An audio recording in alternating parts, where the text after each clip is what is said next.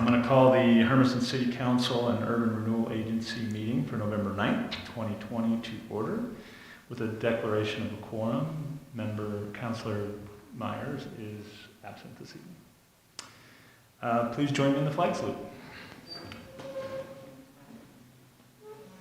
I pledge allegiance to the flag of the United States of America and to the republic for which it stands, one nation, under God, indivisible, with liberty and justice for all.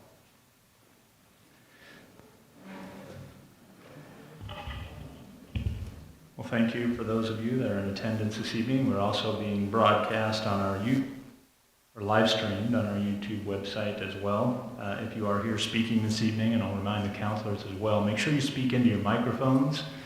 The microphones are tied into the YouTube channel, so you can be heard that way. If you're not speaking into the microphone, those watching us online cannot hear what you're saying. On the agenda, do we have any changes or amendments we need to make to the agenda? Okay.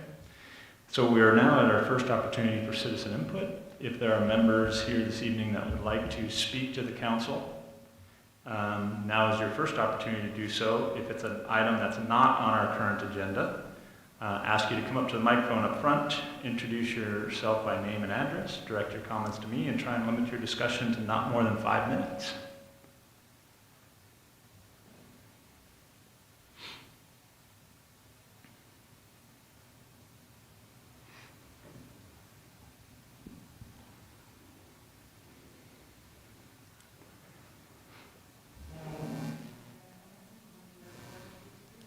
Is that on? Is that microphone on? Okay.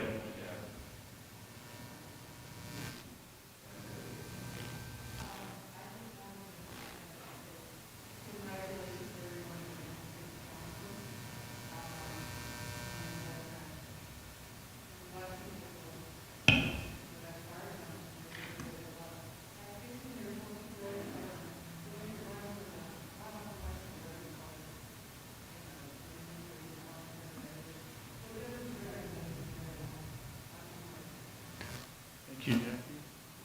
Appreciate the feedback. Others?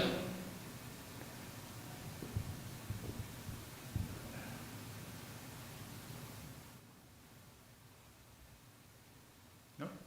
Okay. So we have the consent agenda items. Are there any items on the consent agenda the council would like to pull? I'd like to pull item G. G as in George. Any other? Or would you like to just discuss it before? We can do it in the items removed. That's fine. Are there any others that the council would like to remove? No. Okay. Can I get a consent agenda item motion for items A through I except G? So moved. Second. It's been moved by Councilor McCarthy, seconded by Councilor Davis, that we can approve the consent agenda items A through I except for G. Any public comment on any of those consent agenda items? Seeing none, can I get a roll call? Yes. Yes. Yes. Yes. Yes. Motion passes unanimously, 6-0. The question I had on G was about the initiation and annexation proceedings for 455 East Elm Avenue. So is this a same company that did the annexation, or they tried to amend the zoning around storage units? Yes, that's correct. Okay. And so this is just, he's purchasing the property with the intent to also build storage units there. Yeah, Clint, you want to talk in more detail if you know? Mike's not on.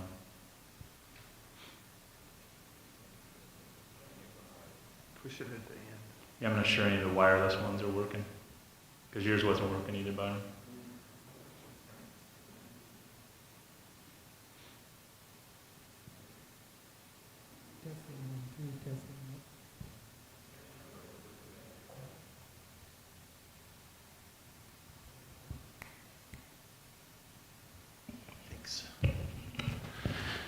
He has submitted a simultaneous application for amending the comprehensive plan to the neighborhood commercial overlay as well. So yes, he is hoping to pursue the same development plan that he had on 395.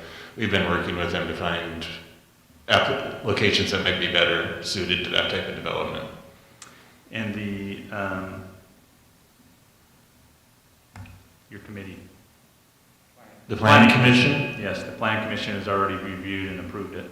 No, they will be holding a hearing in December on that. So we'll do the hearing in front of the Planning Commission on comprehensive plan and annexation, and then bring those recommendations to the council probably at the first meeting in January. Gotcha. But the intention is to annex this into the city with the intent of building storage units there. On about half of the property, and then he would like to do retail shells on the remaining portion.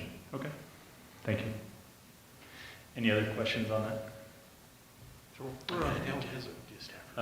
If you,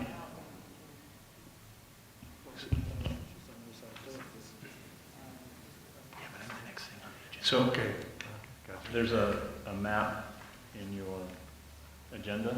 Yeah, it's pretty up close, so now I understand them. So this is right at the corner of 4th, and it goes all the way to like the round building. Not quite that far, but yes, right from the intersection of 4th on. Gotcha. And so the retail portion that's being proposed is for that corner, and the storage units to the east of that? We'll have to work with him. He hasn't submitted a site plan yet, so I don't have that information. Okay. Any other questions, Council? Do you have a question? No, not a question, Okay. but it's a good thing. It's good that they're able to find other, areas and property in town, and best of luck. Is that a motion? I need one. Motion to approve tax proceeding 455 East Elm Avenue. Okay. My motion approved. Second. Got a motion by Councilor Barone, second by Councilor Davis, that we approve the initiation annexation proceedings for 4N 282 CD TL 500 455 East Elm Avenue. Any public comment? Roll call. Yes. Yes. Yes. Motion passes unanimously, 6-0. Wish them good luck. How would the council like to proceed with I know that we have number 10 as our appointment consideration. Do you want to do that at the end, or do you want to move it up sooner? Any reason not to do that, City Manager Smith? I have no objection. Well, you can abstain. Does the council want to proceed with the agenda as it's put forward, or would they like to get that part over with? No Doesn't preference? matter to me, either way. Proceed as normal. Okay, all right. We'll make them wait then. All right, so we have a public hearing. Comp plan amendment and rezone with West Theater Lane. Are there any declarations of conflict of interest from the council? Seeing none, hearing guidelines will now be presented by the city staff. The City Council is holding a hearing to consider a request to amend the city's comprehensive plan map from medium-density mobile home residential to commercial with a corresponding change in zoning designation from multi-structure residential to outlying commercial for properties located at 120, 150, and 220 West Theater Lane. The City Council will consider the request and make a decision based on the criteria established in 157-226 of the Hermiston Code of Ordinances. The applicant is UK Properties. The applicable substantive criteria relied upon by the city in rendering the decision to amend the comprehensive plan map and zoning map are contained in 157-226 of the Hermiston Code of Ordinances. Testimony and evidence must be directed toward the criteria described above or other criteria in the comprehensive plan or land use regulations which the person believes apply to the decision. Failure to raise an issue by the close of the record at or following the hearing, in person or by letter, precludes appeal to LUBA based on that issue. Failure to raise an issue with sufficient specificity to afford the decision maker and the parties an opportunity to respond to that issue precludes appeal to LUPA based on that issue. Failure to raise constitutional or other issues relating to proposed conditions of approval with sufficient specificity to allow the local government or its designee to respond to the issue precludes an action for damages in circuit court. Prior to the conclusion of the evidentiary hearing, any participant may request an opportunity to present additional evidence, arguments, or testimony regarding the application. The City Council shall grant such a request by continuing the public hearing pursuant to ORS 197-763-6B, or leaving the record open for additional written evidence, arguments, or testimony pursuant to ORS 197-763-6C.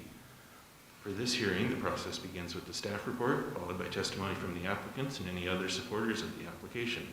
This will be followed by opponents to the application. Finally, a rebuttal by the applicant will be allowed. The public hearing portion of the procedure will then be closed, and the City Council will consider the information and testimony received, adopt findings of fact, and render a decision on the comprehensive plan map and zoning map amendments.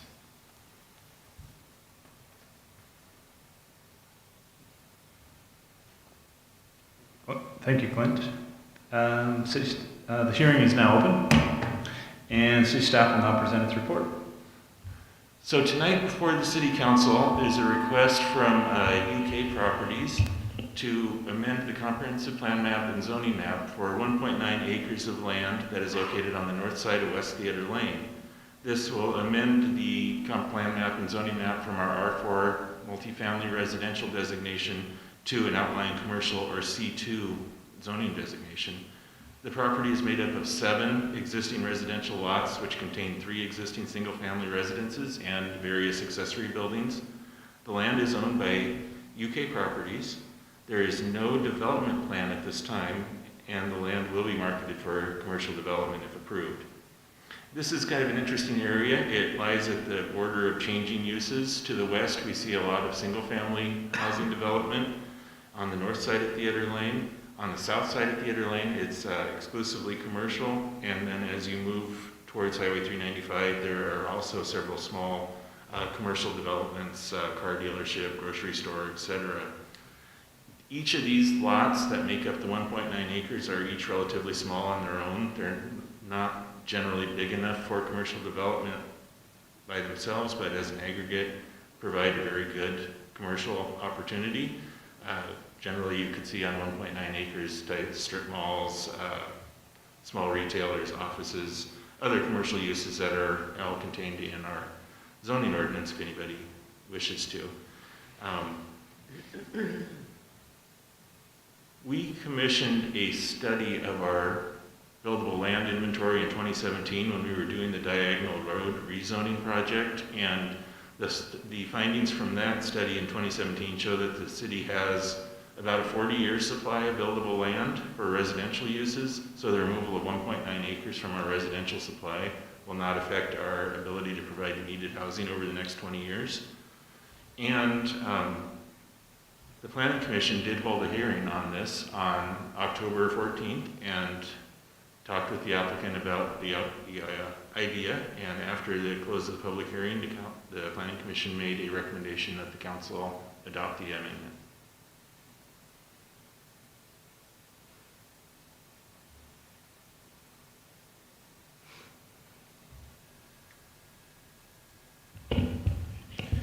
Okay, we'll now take public testimony. Anyone wishing to speak is asked to come up to the microphone up front. It's my microphone that's giving the feedback, isn't it? So we're asking them to come up front, introduce themselves by name and address.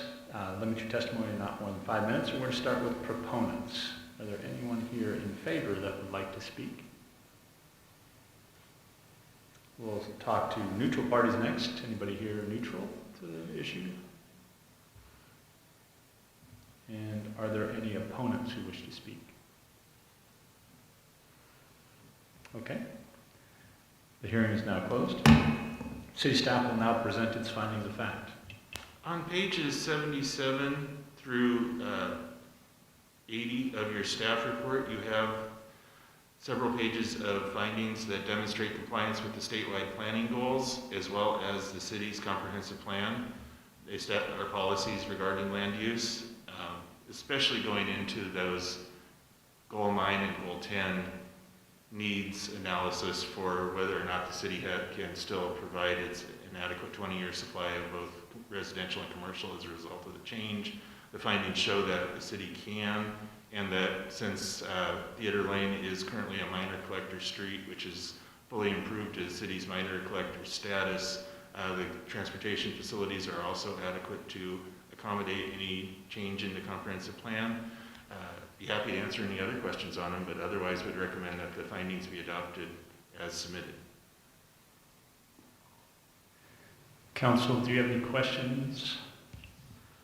On the land use map attachment, there's green shade, white shade, blue shade. I don't see a legend or a key to the colors. Am I missing something? I'm sorry, I really don't hear very well. Oh, the attached land use map.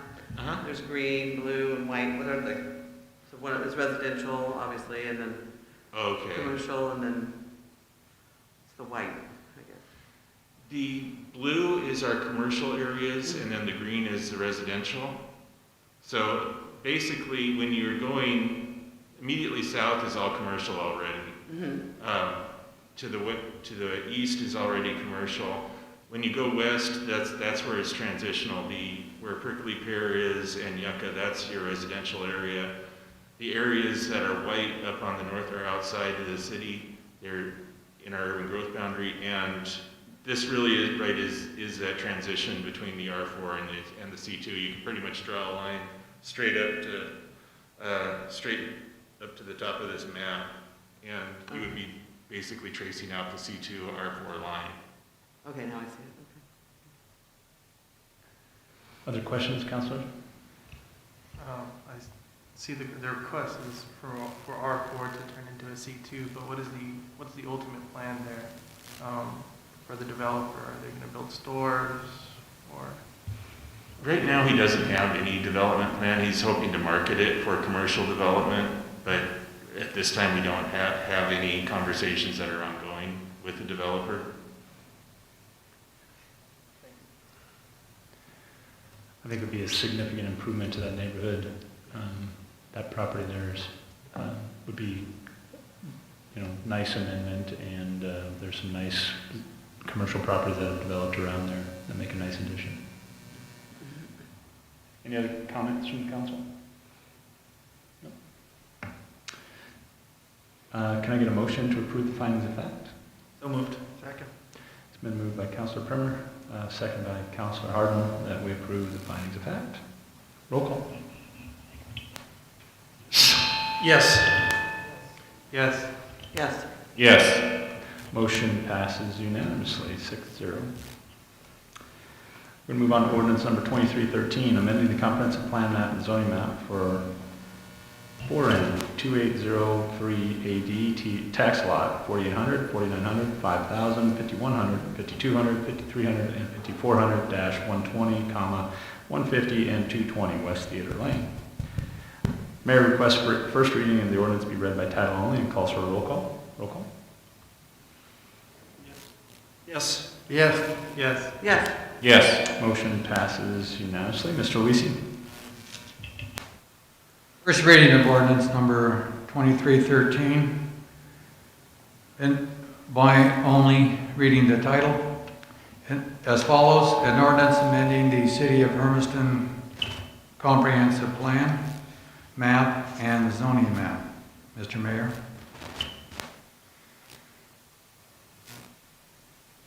Mayor requests that the ordinance be put on for final adoption at this meeting, that the second reading be by title only, and calls for a roll call. Roll call.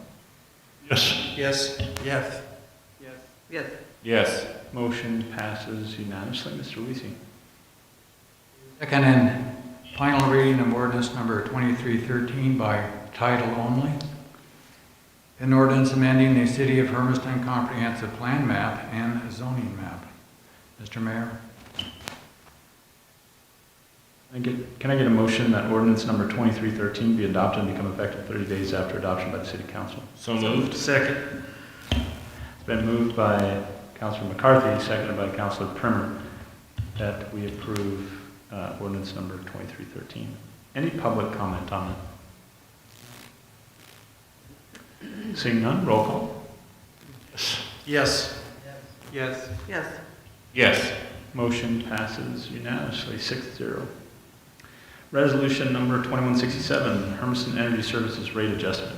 Mr. Smith? So I'll ask Mr. Rivera to handle this. Welcome, Mr. Rivera.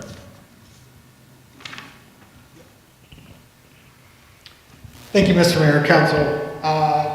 In October, we came and visited with you about Hermiston Energy Services and gave you an update. At that meeting, you had asked me to go back and gather a little additional information for you guys to consider rate action tonight. So that's what I'm here. So tonight, I'm going to talk you through some of the analysis from the COSA and then give a recommendation from staff. So just a reminder of where we're at. This is HES's current residential rates in comparison to the region. So currently HES sits lower than Milton Free Water, UEC, Benton, Columbia, all our surrounding electric utility providers. So when we look at our HES rate model goals, when we look to set our rates, it's important to set an appropriate level of revenue. We want to make sure the rates are stable and predictable. They're equitable amongst rate classes, so no individual rate class subsidizes another rate class. Rates are easy to understand, and we actually have the ability to implement the rates. And to achieve this, we work with an independent third-party firm to perform a cost of service analysis on behalf of HES customers. This is the independent third-party firm that helps us design the rates, shows what actual revenue we need based on model test years and previous years, and models what our rates will actually look like. So, out in October, we've known and shared with council that the current rate structure does not collect the revenue needed from the individual rate classes. In fiscal years 18, 19, and 20, we used $1.5 million from a bond restructure, reserves, reduced spending, deferred maintenance, and construction work plan savings to offset the deficiencies. In 2008, we reported to you that we had a $1.2 million deficit, approximately 12.7%. We used reserves, moved construction work plan costs, maintenance to Department 33, that was the bond restructuring fund. Council that year approved a 1.87 adjustment in rates in 2018. And then in October we talked and said this year we have the projected little over $1 million revenue deficiency. And where that's coming from is primarily the Bonneville rate increase in October, and then moving that $450,000 system maintenance capital improvements back from Department 33 back into 13 because we've extinguished all the funds that we had in 33. So the COSA recommends individual rate and customer class adjustments. Option A, you guys asked me to look at a 12.9 rate adjustment that would go full effect March 1st of 2021. And option B was to split the rate across two different implementation dates. One would be a 7% effective January 1. One would be a 7% effective October 1st of 2021. So option A, this is what a 12% one-time implementation of a rate increase effective on usage after March 1st. So the residential rate, if you look at it, you have the current rate, and then you have the March 1st implementation date. On the far right, you can see the individual impacts to the different customer classes. So we have an overall 12.9%, but we actually, based on how the COSA breaks out the data, the individual rate classes and customer classes uses electricity different, and the demand for them is different. And so the way they use electricity, that's how we categorize them in like use customers. And so you can see residential in this model would be an 11.4% increase, small and medium commercial 15 and 16.1, and then irrigation just under 14% for an overall 12.9. And then looking at option B, that was the 7 and 7 idea. When we went and put it into the model and worked through it, we got it to a 6.98 and a 6.9. So again, you have the same now rates, and then you have the phase 1 and phase 2. Phase 1 would be on usage after January 1st. Phase 2 would be usage after October 1st. And so for residential, it would be, phase 1 would be a 6.1% increase. Phase 2 would be a 6.74, and then you can see going down commercial, large commercial and irrigation. Now the actual percentage of increase for each customer account is going to be based on their actual usage. So we're showing these as the overall customer class as residential, small, large, and irrigation. Of course, each individual customer won't be able to just put 6.1 and get their new bill. It would be based actually on how much electricity they use, and then if they're a small, medium, or small, large irrigation customer, their demand is calculated in that equation as well. So when we look at the HES residential comparison, so we showed you previously where we're at now. If HES implemented a phased approach, a phase 1 and a phase 2, their first phase, this would be the average residential monthly bill would be in the green, would be $117 per month in phase 1, and then in phase 2 it would be $124 a month. Now if we did a one-time full implementation of the 12.9%, it would be in the purple represented in front of us. So option A, like I said, a start would be usage after March 1st. It would be approximately 32 cents per day increase. Residential customers would currently pay the $111. That's the current average rate and from January to March. And then starting with their March usage, so that bill they would see in April would be approximately $121 a month. That would be the average. Option B, phase 1 would start January 1 on usage after January. That would be a 20 cent per day increase. And they would be at that 117 mark. And then phase 2 would be on usage after October 1st, and that would be an additional 22 cents per day. And customers would then be at the $124 rate. So when we were looking at this analysis, we said, okay, what is going to be an impact for the residential customers over 2021? So if we look at option A and implement that, how much of an increase would they have? Or if we looked at option B, how much would they have throughout the whole year? So on December 31st, what's the difference? And so we found that under option A, it would be $98 for a residential customer on average for the year increase. Option B was $94. It was a little less. The first rate increase starts earlier, but they have longer to adjust to it because we have that October start date on this phase 2 of it. And so that was something that helped kind of frame the discussion we had internally. So like I said, we do have that $1 million revenue deficiency that we're currently at. With that, this is all under option A. So 12.9% adjustment gets the utility to break even. So we would stop using revenues to cover budget shortfalls that we're currently doing now at the tune of about $85,000 per month. This also would include the $450,000 annual maintenance fee that we had transferred from 33. That moves it back into Department 33, but it does not include any BPA rate increase or rate action that they could take in October. No capital improvement projects, any state or federal mandates related to COVID or any actions that they take related to conservation, energy efficiency, any change in current contracts, inflation, and this does not help restore or build back reserves that we have spent over the last 2 years. So looking at option B, this was the 7 and 7, which is a little under that like I spoke about previously. We still have the same deficiency. This starts reducing the reserves that we're using for the budget shortfall about in half. It goes down to about $45,000 we use out of reserves every month. Phase 2 gets us past that break-even point, and it starts building in a bit of a cushion for a potential BPA rate increase of about 1%. So it does not include BPA rate action over 1.5%. I was just on a call last week, and it looks like the first round of projections is going to be about 1% on power, 10% on transmission, and so that would be about an overall 3 to 4%, what they're projecting right now. We're hitting them pretty hard, pushing back on that number. Like everyone else, this is a very difficult time to make any rate action, and so we're asking them to go back and look at it the same way you guys have asked me to go back and look at this and make sure what I'm really asking for is what's really needed. It does not include any capital improvements, state or federal mandates, contracts, inflationary, or restoring or building the reserves that we're currently spending.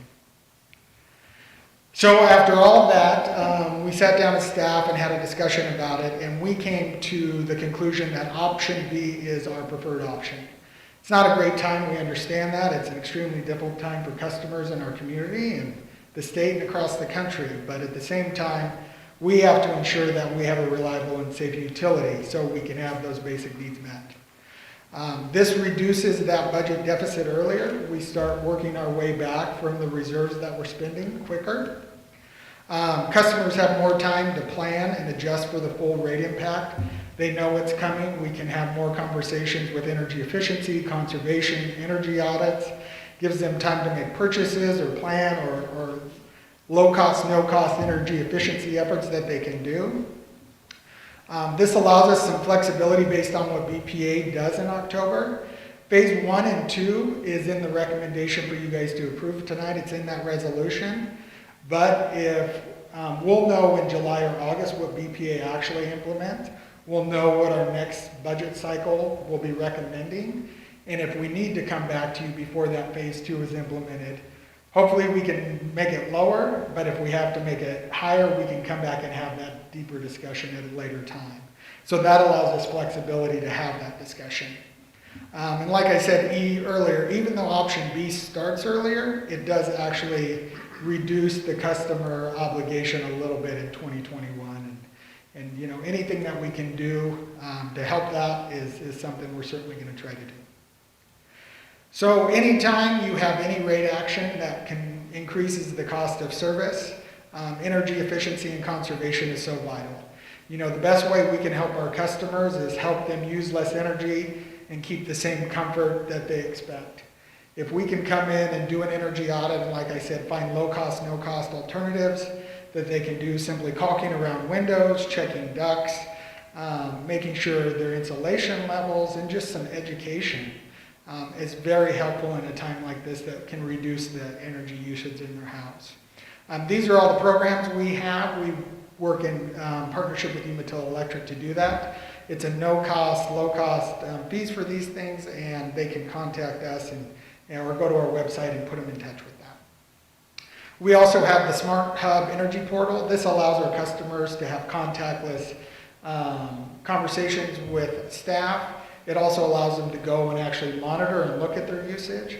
If they do use any sort of new upgrade, energy efficiency, change a washer, clothes dryer, new hot water heater, things like that, they can actually track the change in their usage and look back and see the change from month by month of their usage and look years back.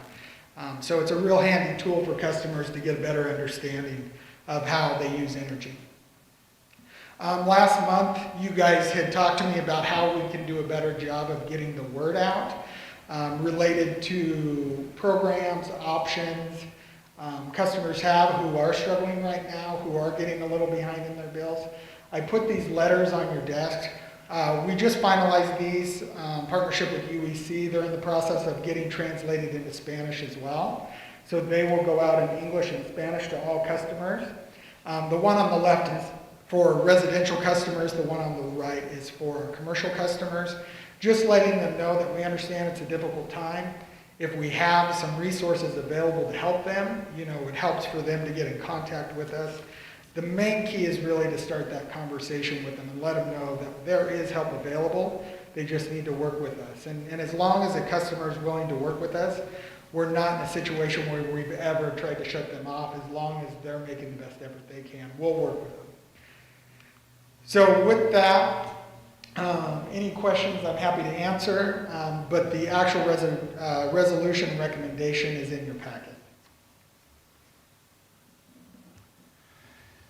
Questions, Counselor? David? if I recalled it from your presentation correctly, the increase of 12.9% would bring the average bill to about $117.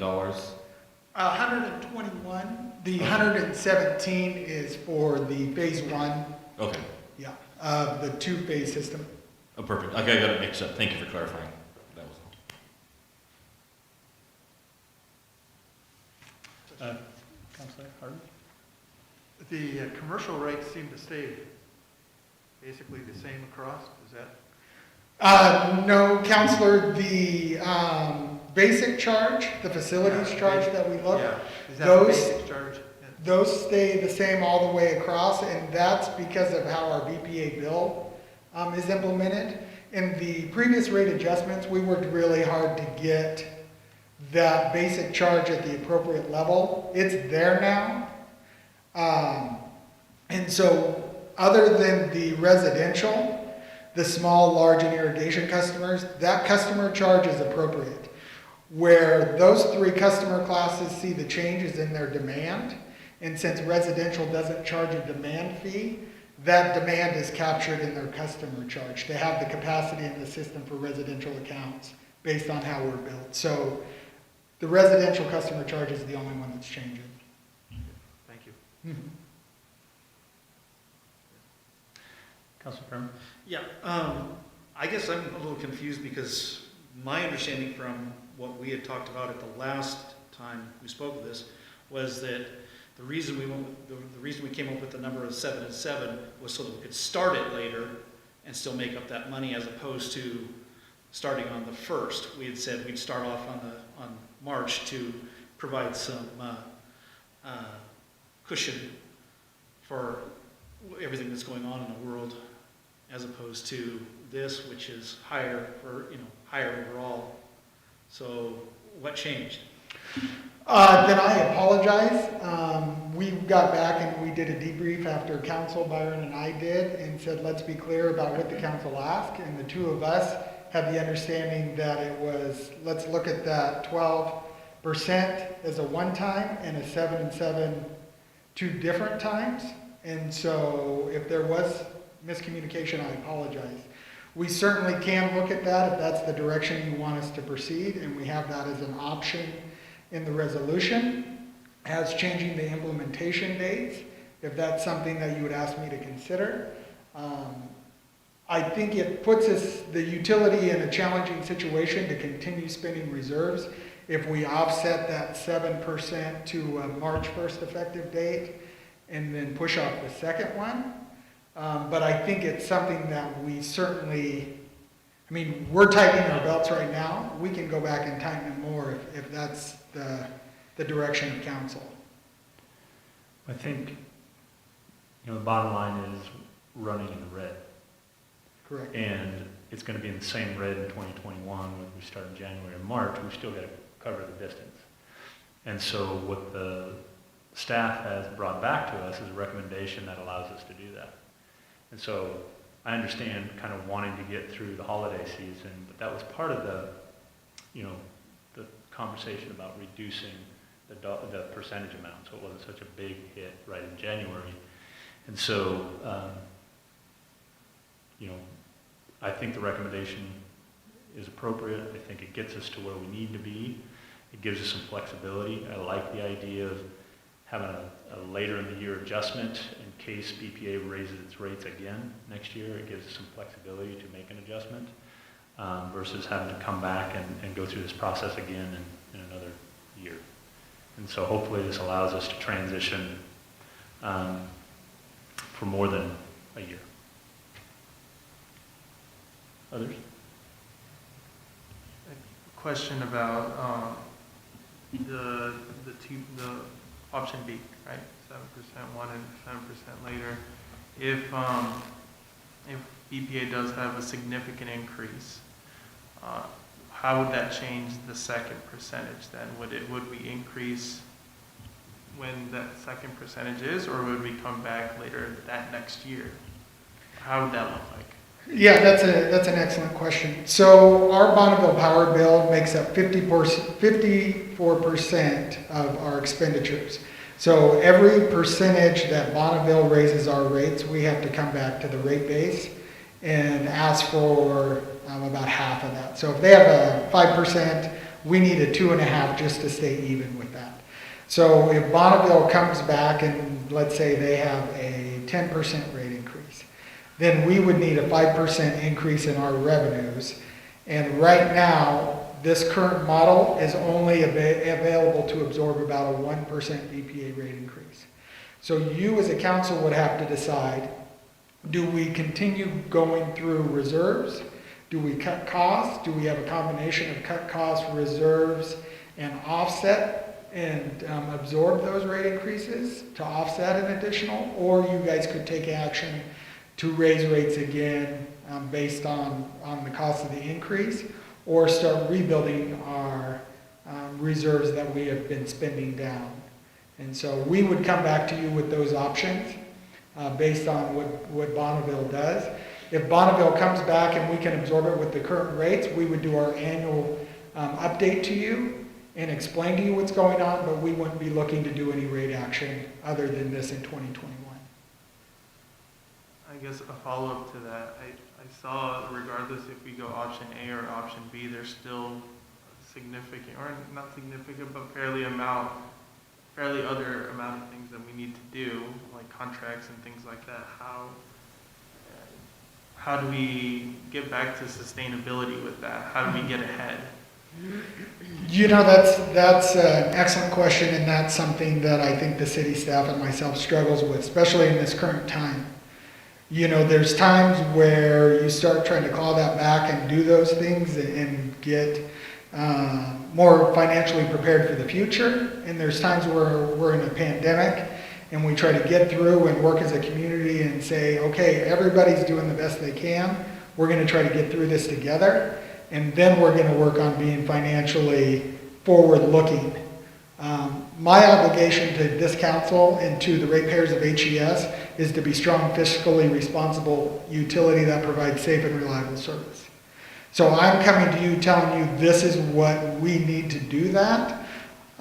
We are a not-for-profit electric utility, and so my motivation is to set my rates as low as possible. I don't want any additional revenue because I want to keep rates low.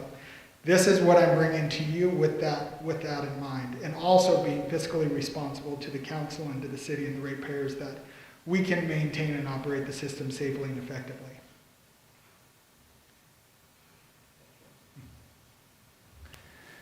Others? A couple comments that I had, or questions I had as well. The rates that you projected that the average ratepayer would pay over the course of the next year in comparison regionally, are we expecting regional partners to also have rate changes?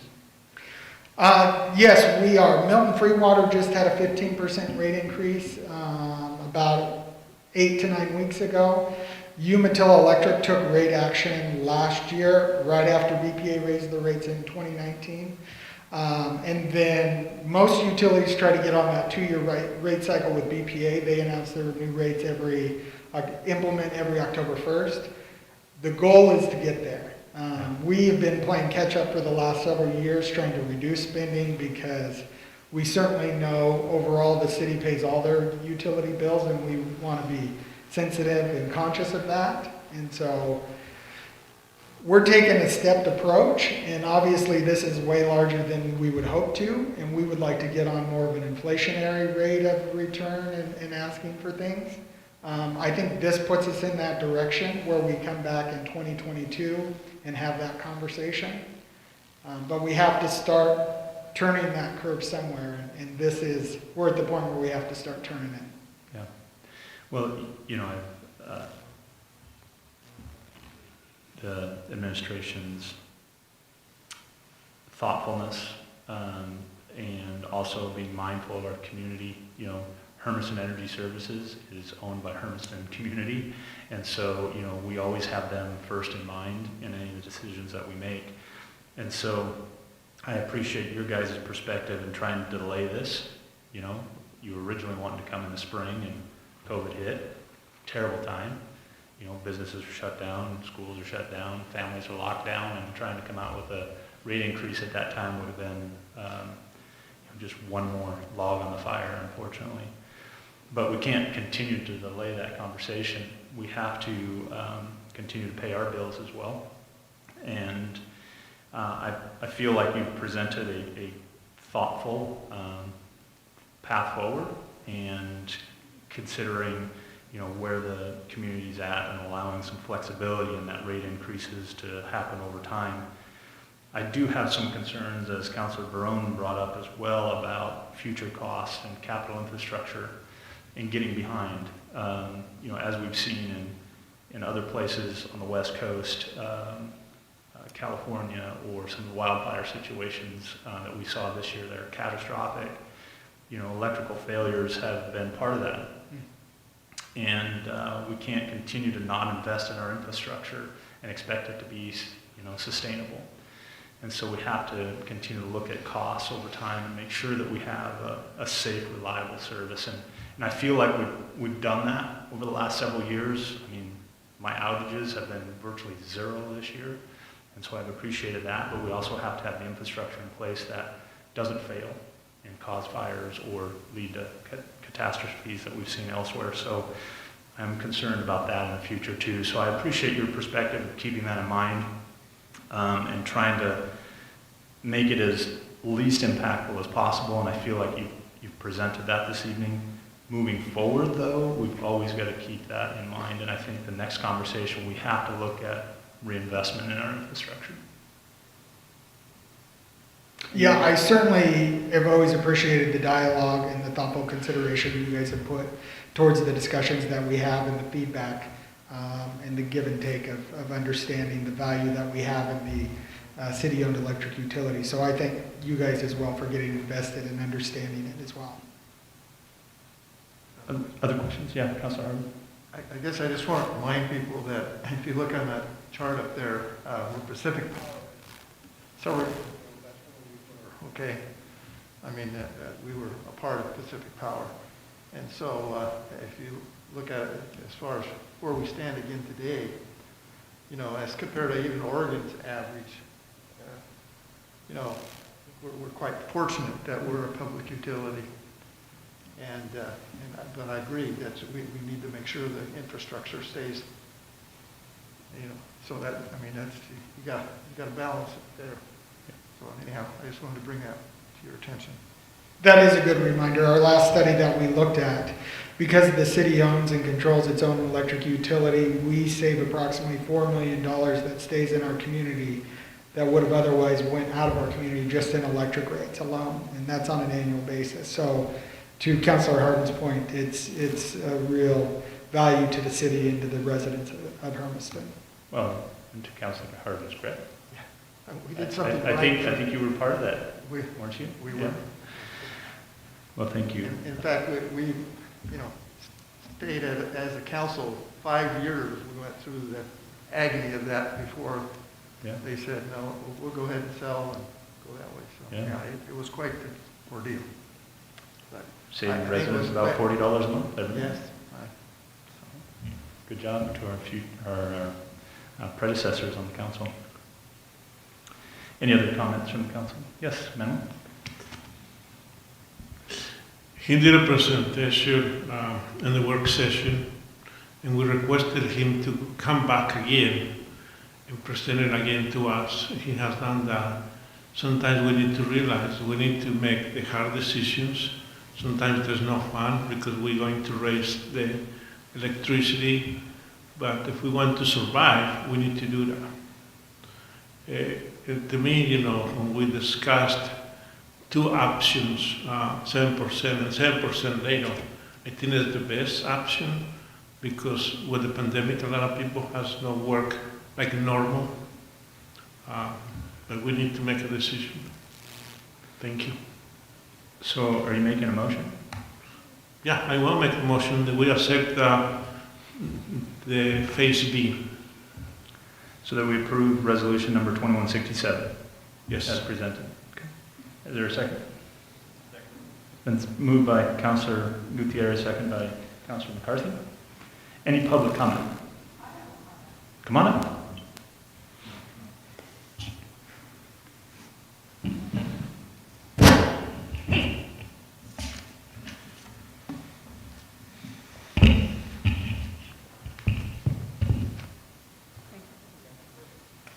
Renetta Morgan, 610 Southeast 5th Street, Hermiston, Oregon.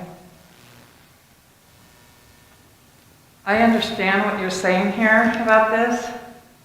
What I don't understand is why are you letting it get so far? I will get a 1% raise this next year. Out of that 1% raise, I'm going to have to come up with 6% more to cover this cost. Why do you not go maybe a 1.5% or 2%? And then further on down the line, go another 1%. We can't afford these high rates. Last year, it was the water. It's ridiculous. And it doesn't do any good for the community to come to these meetings because you've already made your decisions on our lives. I think that's all I have to say. Thank you, Ms. Morgan.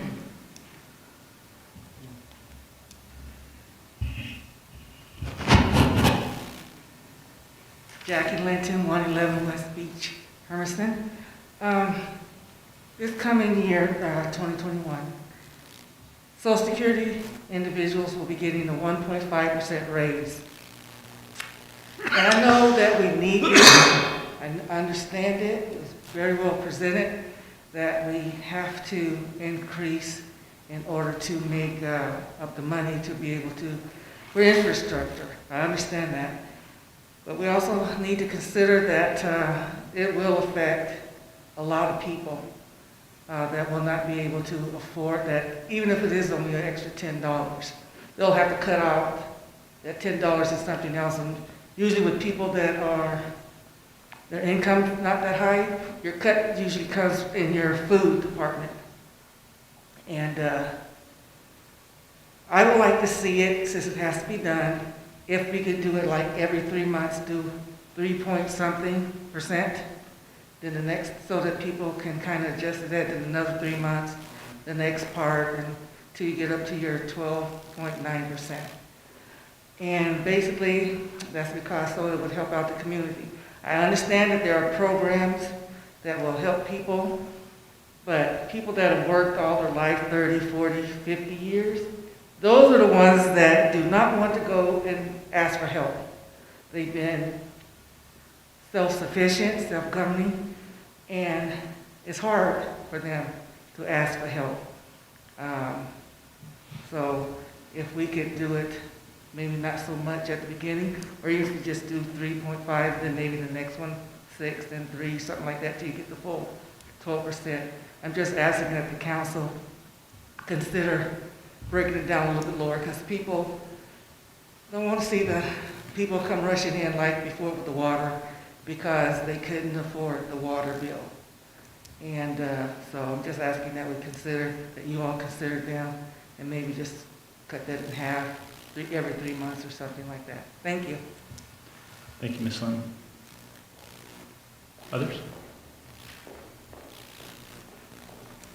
Maria Duran, 1280 West Madrona Avenue, Hermiston.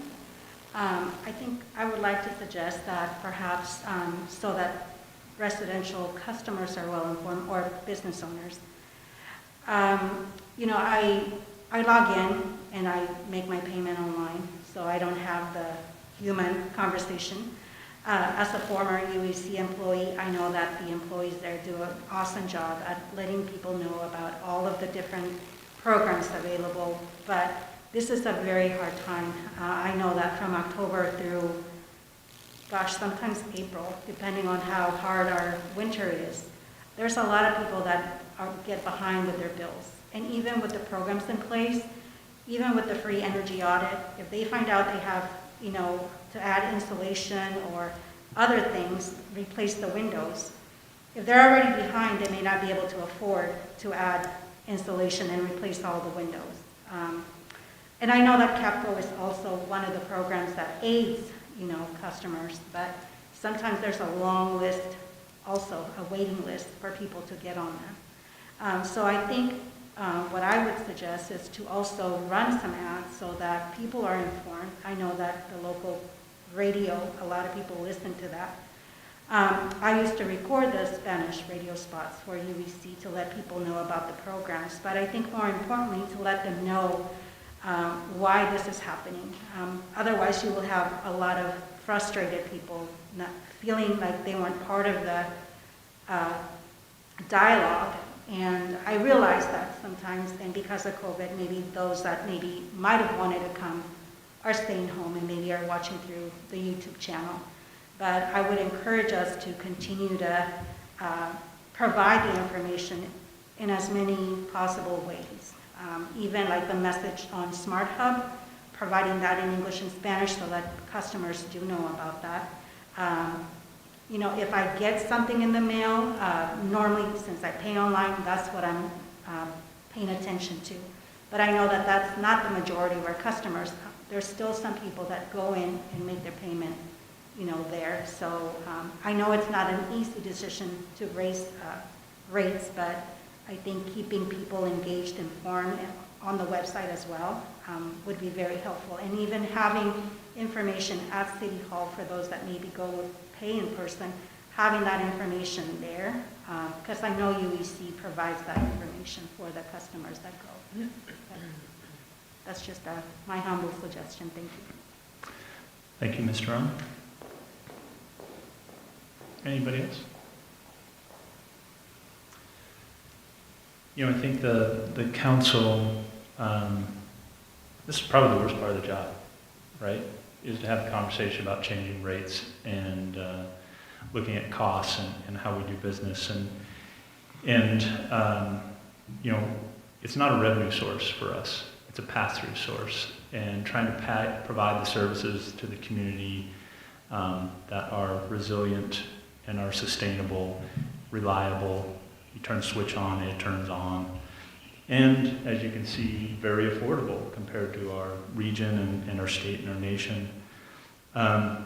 It's always a challenge to have a conversation about raising rates because we know it impacts people disproportionately. You know, and Mr. Rivera did a really good job tonight talking about ways that people can reduce their usage, whether it's conservation options or looking at your online tool usage. But also, you know, communicating with the community that there are some resources out there. The city has set aside, UEC has set aside resources for members that are having a hard time paying their bill. And we're not getting as much use of those funds as we could. And so if you are struggling and you're having a tough time paying your bill, whether that's electricity or water or, you know, any of your services that the city is providing, you need to communicate with us and talk to us because there are some options and some dollars available to help, but we need to have that conversation with you. So I'll encourage the community to reach out to us so that we can help them not have to have their services discontinued, which we've stopped at this point, but in the future to help them keep the lights on and the water running. So please reach out to us, please talk to us, let us know your concerns about not being able to make the payments. There's some options available. Okay, so we have a motion and a second on the floor. Roll call. Yes.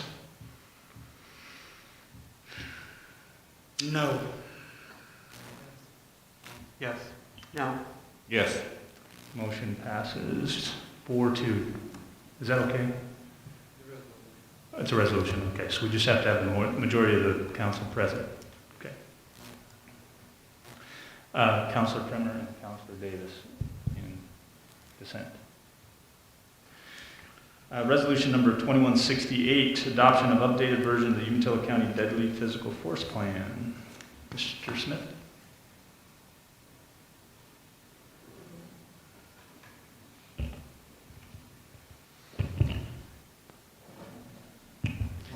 Yes, so as it talks about in your council packet, there was a state law passed a number of years ago that requires all counties to have a deadly force plan like this, use of deadly physical force. And our current R1 that was in place had not been looked at for a number of years.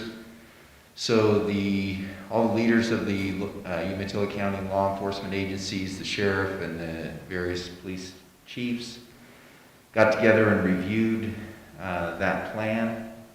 And now what we're presenting to you is essentially the same plan, but it has been looked at and reviewed. I think that's an important piece that we should be staying current on some things like this. So what we're requesting tonight is to have authority for the police chief to sign that agreement that will then be agreed to by the remainder of the law enforcement agencies in the county.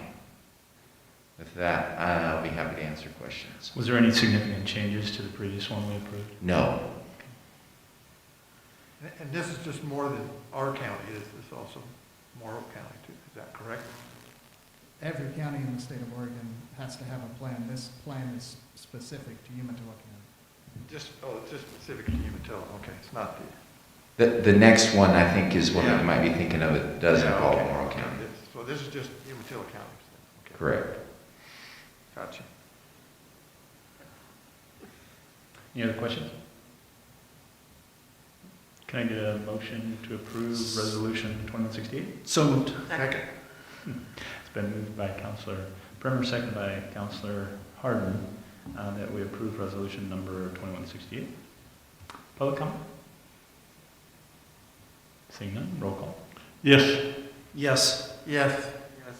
Yes. Yes. Motion passes unanimously, 6-0. Resolution number 2169, intergovernmental agreement for mutual aid and interagency cooperation. Mr. Smith? Yeah, so this is a similar item. We have what we call mutual aid agreements with all the various law enforcement agencies.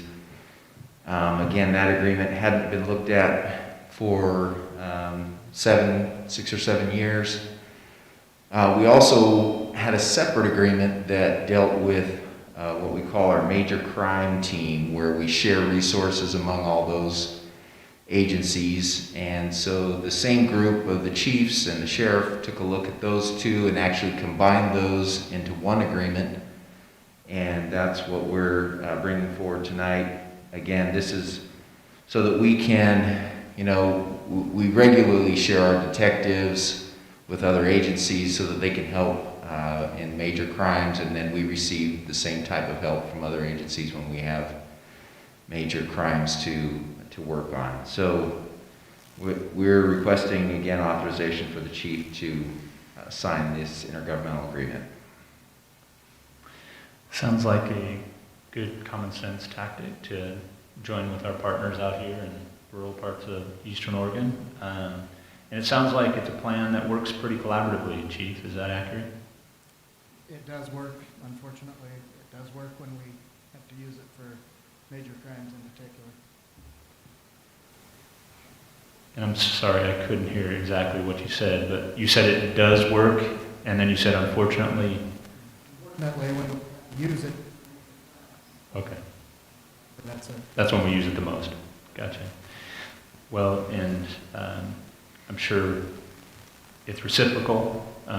If Pendleton or the county were to need help, we would be there to help them as well as they would be here to help us. correct. It spells out a lot of the liabilities involved, who's responsible for what. And, frankly, mutual aid is used probably daily in Umatilla County amongst the various agencies, just backing one another up. But the major crime is a component of that. And there's no charge to the other entity for the mutual aid? Correct. Just good neighborly stuff, right? That's what we have to do to survive in rural parts of the state. And so I appreciate the region's willingness to sit down and have that collaborative conversation and come to some sort of agreement about mutual aid and cooperation around law enforcement. Any other comments? Yes, Melanie? A couple of years ago, the sheriff at the time was a detective with the Hermiston Police Department, and he went and helped a home invasion. Somebody got killed. At that time, I was a resource officer, and Mr. Coron was fuming because he went and helped. I think that this is a good, and if I can move and say I move to If somebody wants to second this one. Okay. I'll second it. I'm pretty sure that was a motion and a second for resolution number 2169, intergovernment agreement for mutual aid and interagency cooperation. Any other comments from the council? No? Any public comment? Seeing none, roll call. Yes. Yes. Yes. Yes.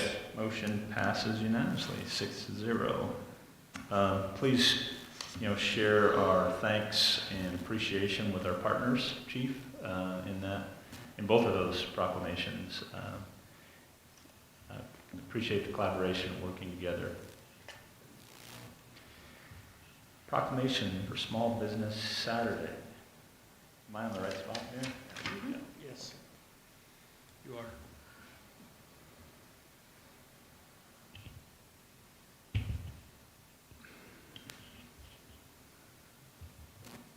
So I'm going to read this proclamation because I think it's important, especially now. Whereas the government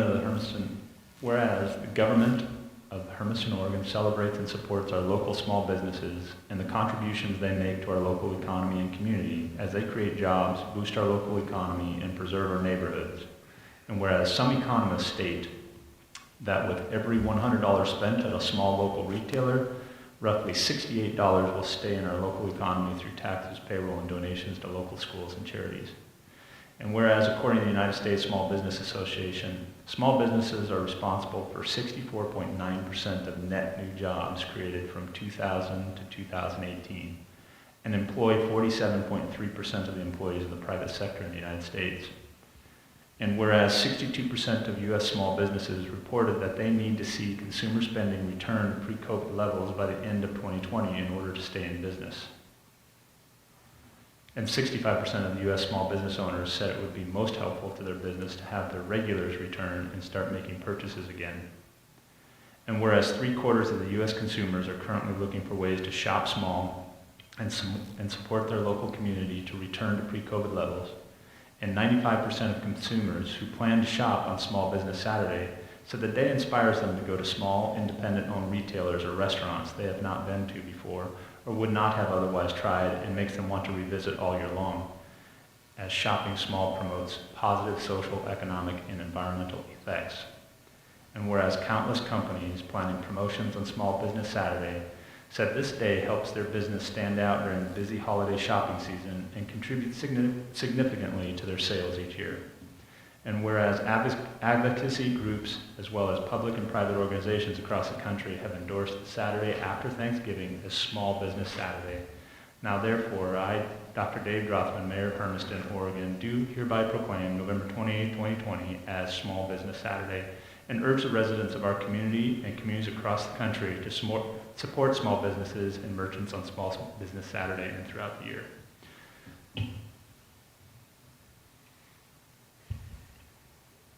%62% of U.S. small businesses reported that they need to see consumer spending return to pre-COVID levels by the end of 2020 in order to stay in business. Our small businesses have been significantly impacted this year.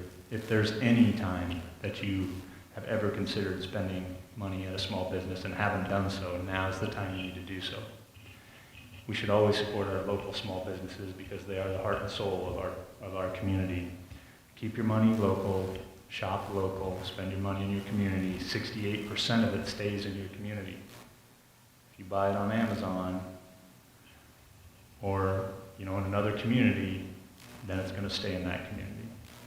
So super important, especially this year, that you support your local small businesses, not just November 28th, but every day. So we don't need a recommendation or approval of that. Okay. So I don't see a representative from Hermiston School District. Nope.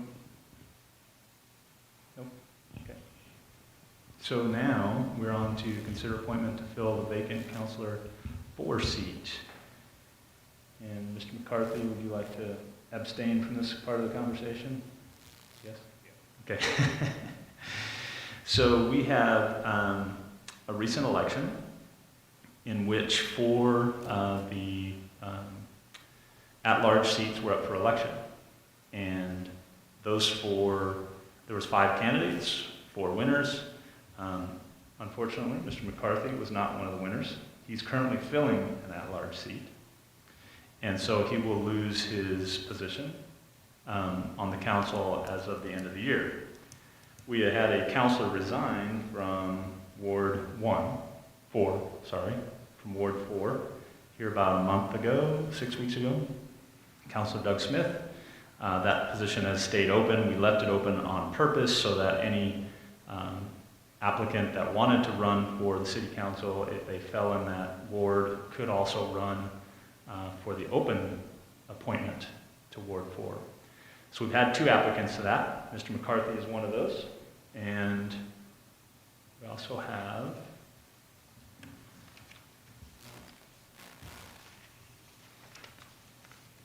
Philip Spicer-Coon. You're with us this evening too. So let's have you both come up front. We socially distanced you. We have an interview process. Normally when we're interviewing counselors or people for committee positions or appointments to the city, we have a committee. Vacancy committee. Yes, a vacancy committee. What's the full name of that, Lily? Vacancy Review Committee, that's what it is. Councilor Davids, Councilor Myers, and myself sit on that committee. We typically have some standard questions that we ask committee members, and we make a recommendation to the council. But because this is a council position, we felt like we wouldn't feel comfortable making that recommendation and wanted it to come in front of the council because they're going to be your fellow councilors in the future, and you all should weigh in on it. And so we've created a process tonight by which we're going to interview each of you. And so we have a couple questions we're going to ask, and then I'll kind of open it up to the council to see if they have some additional questions as well. Each of us has your application in front of us, so any of the stuff that you already stated on here, feel free to talk about it or add to it. But let's start with the introduction this evening and just kind of tell us a little bit about yourself. I want it to be casual and some back and forth conversation, but we'll start with Philip Spicer-Coon. Welcome.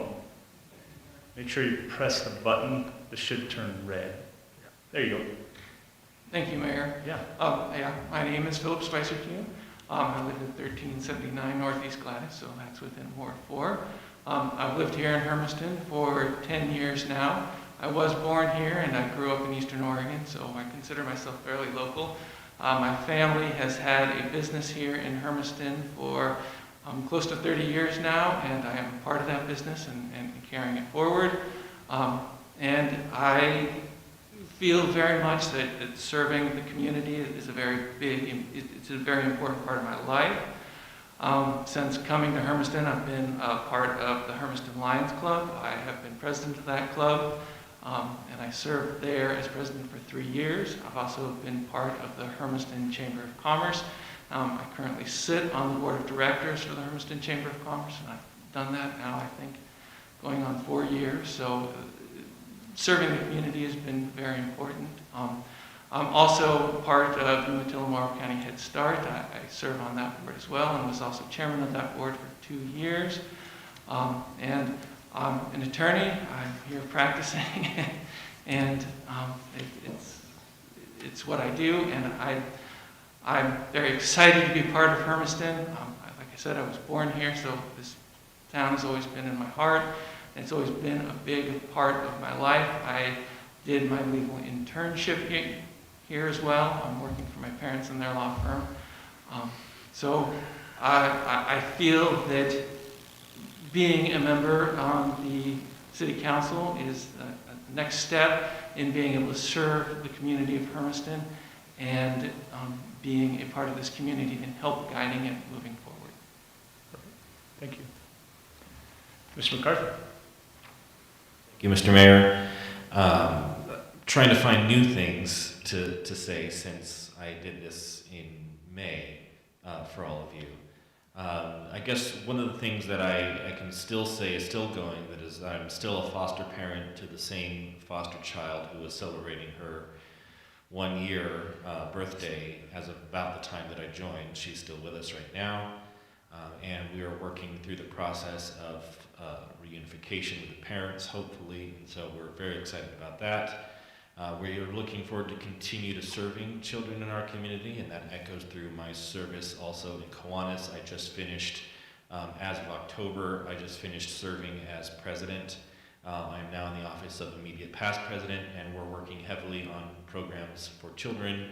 We have a program right now where we're providing boxes to foster families so they can have items ready for kids when they come to their homes.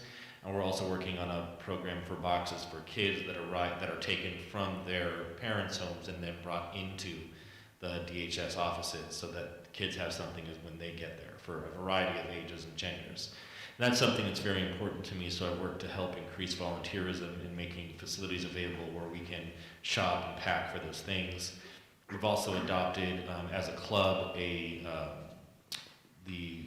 service of furnishing a room at Martha's house locally, where basically we adopt a room, and anytime that room needs to be filled, our club shops for items and then sets them up in that room. And those are the kinds of things that I'm particularly passionate about. And as I said also during the candidates forum, I'm particularly passionate about helping families and children succeed in our community. I think that with what I've learned so far on City Council, I can continue to do that and find ways that we can expand the quality of life for families in this area, and I believe that I can continue to be of service to the council. Thank you. We have 4 questions that we've designed, and we're just going to go back and forth and ask you each. And we're going to start with Ms. Davis, and we'll ask David to go first this time. David, why do you want to serve the city in this capacity as a city councilor? I was very interested initially in the recommendation to apply for the at-large position when I did earlier this late spring. I feel that in order for me to be truly effective as a counselor, I need more time to do so. I've tried to, as I can't remember who said it, hit the ground running and not necessarily be silent, but also try not to get into too much trouble with what I say right out the gate. And I think a continued appointment would be very useful to the council. I believe that I have a lot to offer. I believe that I have insight, and I would intend on also running in this special election in March, regardless of the council's decision for this appointment.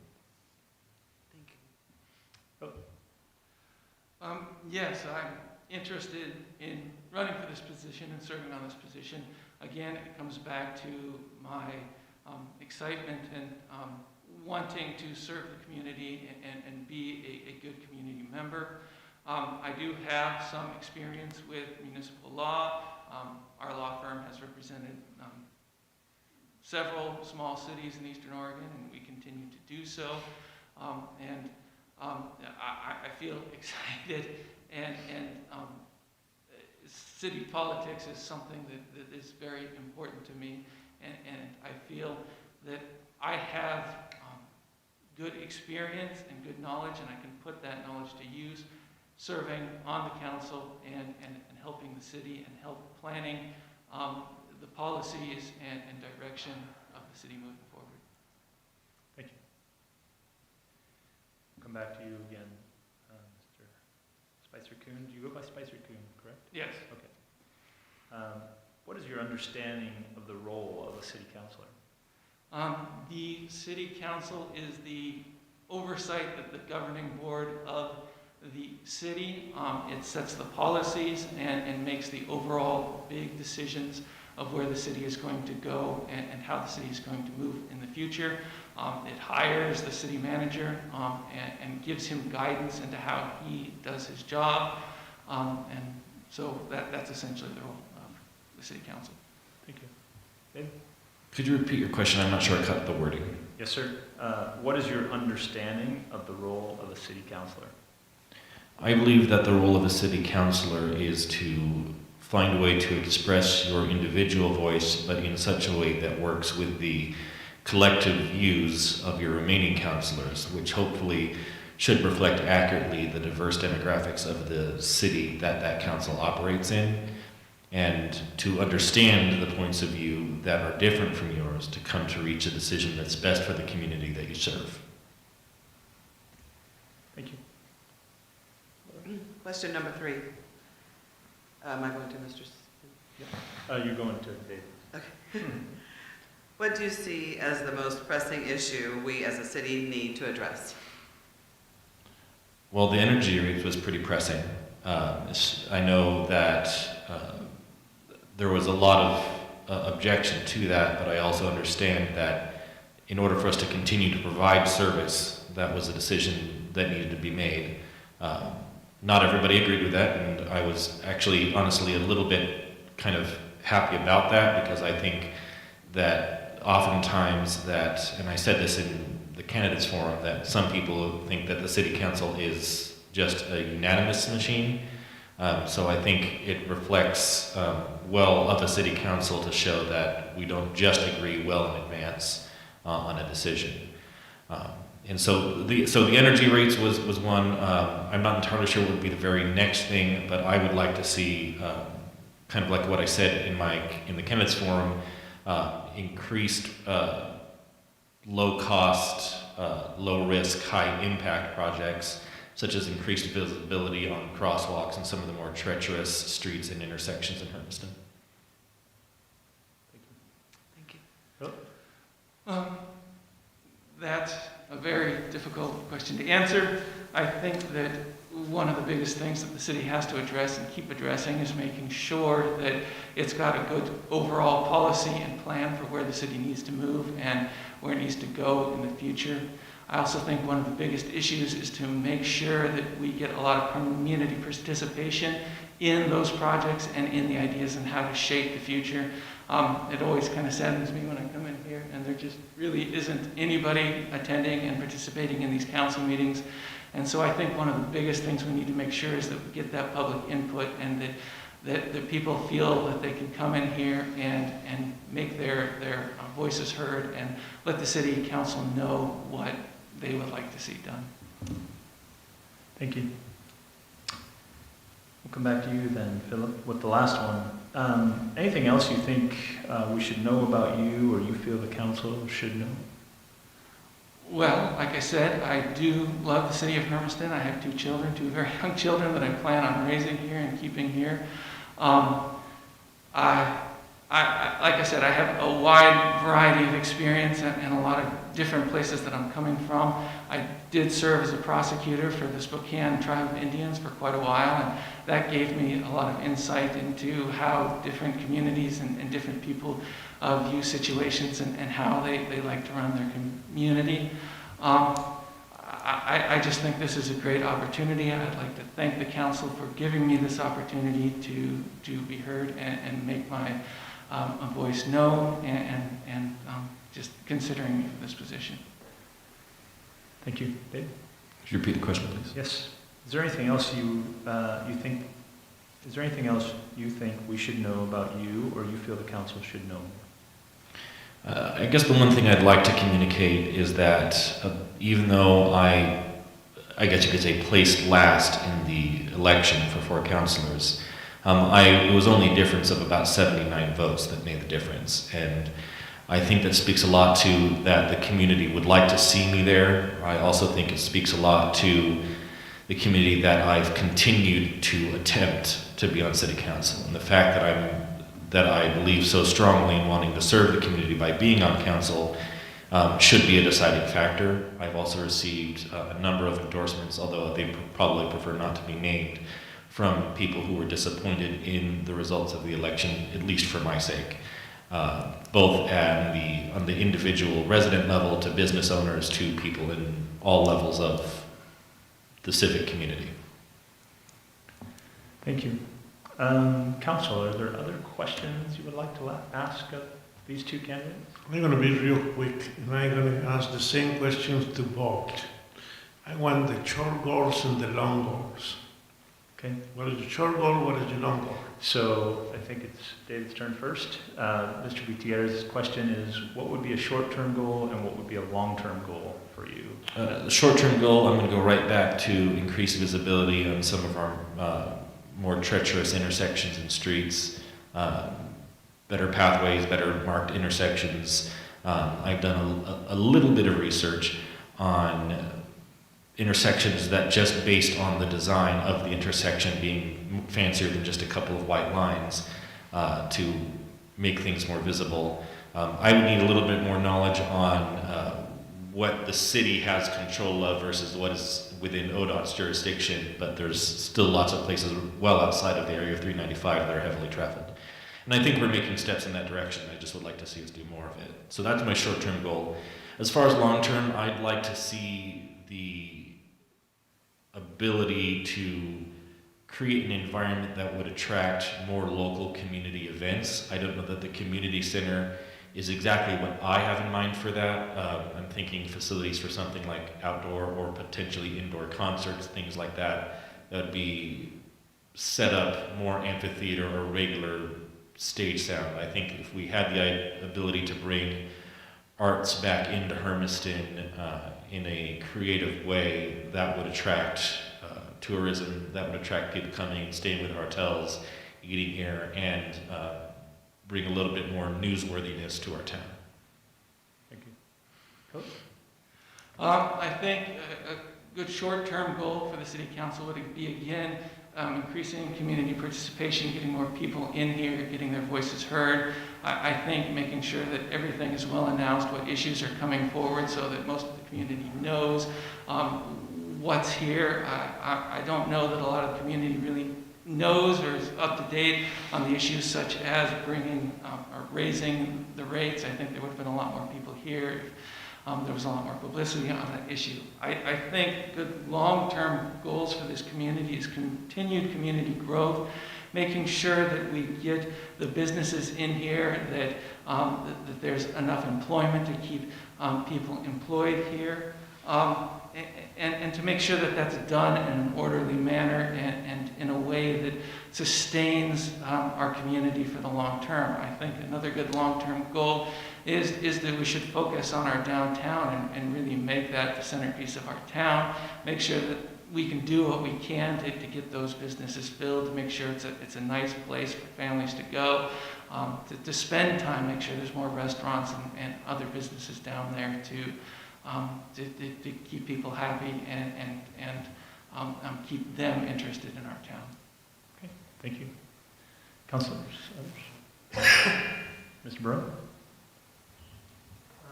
My question is for Philip. We should probably ask them both.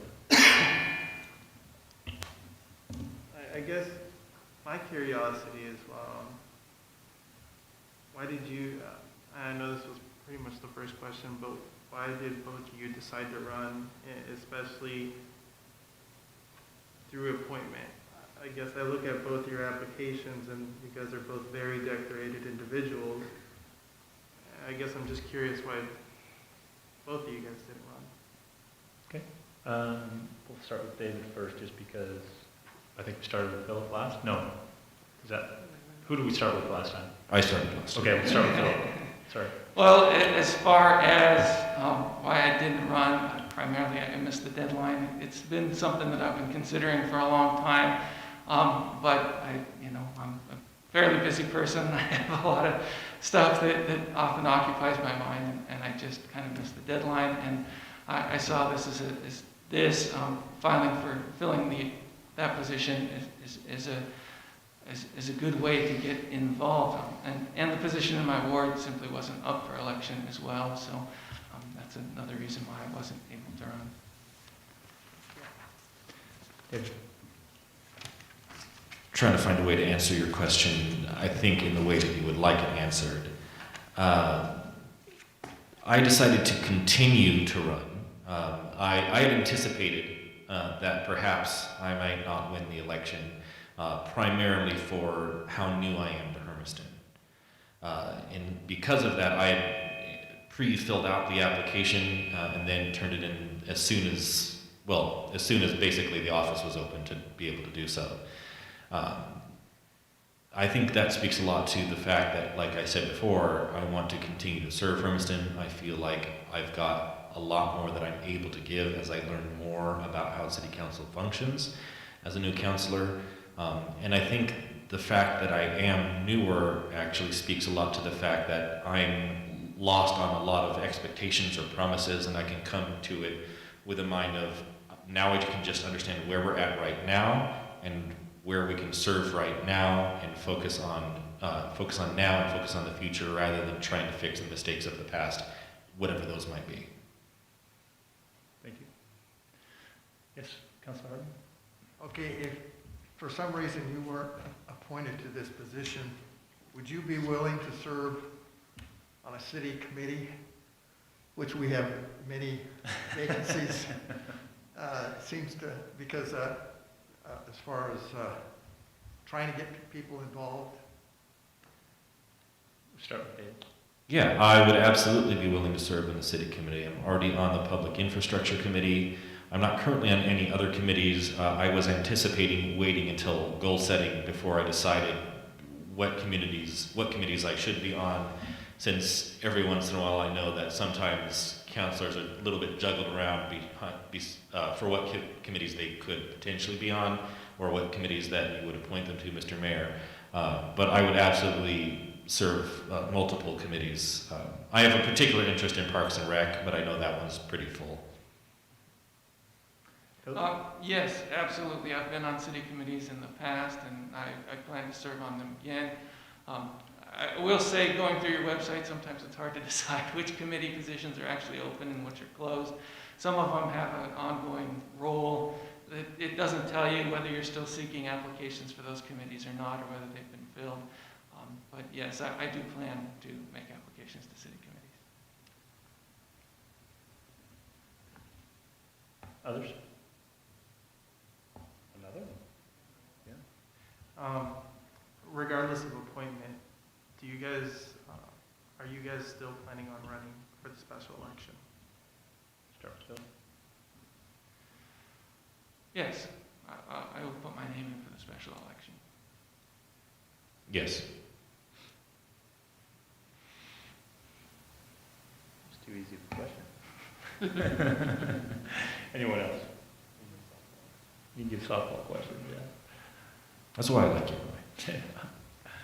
All right. I'm super excited to see the quality of the applicants we have. I think it speaks volumes to the city and your desire to be a part of the decisions that the city and the future of the city looks like. And I just want to thank both of you for your interest and your willingness to participate. I think to Councilor Harden's point is sometimes it's challenging to get people, citizens, to participate in the process, and your willingness to donate your time. And it is a significant contribution. Speaks volumes about you and your character. And so I just want to say thank you, and I appreciate both of you. Irregardless of whether the outcome goes your way tonight, I hope you both stay involved, and I hope you both continue to participate in government. But I think it's important to recognize each of you for your willingness to volunteer this evening, and I want to say thank you for that. So, as a matter of process, we are considering an appointment for vacant Council 4 seat. So, just for clarification purposes, if you choose to appoint one of these individuals this evening, they would take office immediately at the next City Council meeting. Is that accurate? You could choose to appoint them, or you could choose to have them take the oath of office at the next meeting or December 14th. December 14th is the meeting where we plan for all of the newly elected councilors to take their oath of office for the coming year. And so that could be a smooth transition if you wanted to do that for all 5 positions. Okay, so yeah, we could do it at December 14th. If it is Mr. McCarthy, he would have to resign his current position. It's a month early because we will have a new person sitting in his seat anyway. The councilors will take, the newly elected councilors will all take seat the first meeting in January. January 1st. We're going to do a little bit of a different process than we have in the past to try to make a smoother transition. In the past, we've asked those who had been serving to come to the first meeting in January, even though they really didn't have a role at that point. So we've talked to other cities, and we're kind of following their lead as far as swearing them in at our last meeting in December, which then they would be effective January 1st of the next year, which is what the term that they were running for. Okay. So, anybody have any questions on that process? Yeah. In regards to that, is that supported by our state charter and our council rules? I believe it is, yes.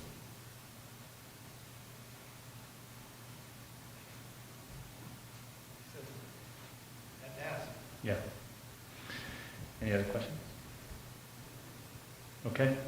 So you have two well-qualified applicants to choose from this evening. Not an easy decision for you guys.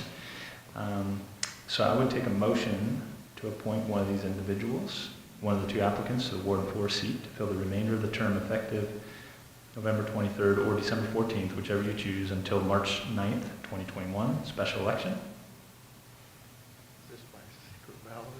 No secret ballots. We can't do secret ballots in our community. Correct. Right, Gary? Heard there was a community here regionally that got in trouble for that recently. Yeah, open meetings law. Yep. Yep. So are we going to do a motion and then a second, or are we just all individually as counselors going to vote for a person? How's this going to work? Motion and a second. Like, we have to do it by motion, right, Gary? Yeah, we can't just do a vote, a ranked vote. We have to do a motion. Yes, it'd be a motion. Somebody would move to Right. elect one of them, then there'd be a second, and then you'd have a vote. Yeah, okay. I motion to have Mr. Philip Spicer-Kuhn appointed to Ward 4. Second. It's been moved by Councilor Barone, seconded by Councilor Davis to appoint Philip Spicer-Kuhn to the vacant Council 4 seat. So there's a public comment question on here. Do we take public comment on this?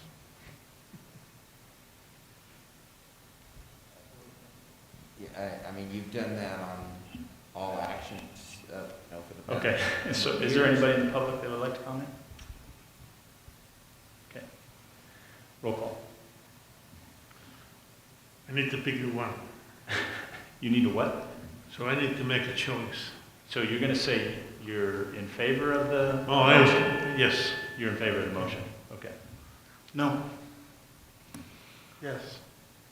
Yes. Yes. So motion passes 4-1. Congratulations. So now, the appointment position, we have to decide when that position takes effect. Right. Do you want to do that with all the other positions on the December 14th? I'm going to request the council that we cancel the second meeting in December, so that 14th would be the last meeting before we would have the January. Okay. Does that make sense for everybody? Everybody's appointed, or does the oath of office December 14th is what you're suggesting. That makes sense. Does that make sense? So the position that Philip would fill wouldn't be until December 14th. He would actually take a seat. Is that right? Yes. Okay. And Councilor McCarthy then, well, Councilman McCarthy would stay in his seat. he stays in his seat till the end of December. Till the end of the year, which Right. is the end And of his Philip term. would sit up here, so we'd have actually a full board for Right. December We'd 14th. have for one meeting. For one meeting, full okay. council again. Okay. Everybody's good with that? Yes. Yes. Okay, so that's what we'll do. Okay. Thank you both this evening. We appreciate your willingness to serve, and we appreciate your willingness to participate in the governance of the city of Hermiston. Thank you. David, please join us back up here.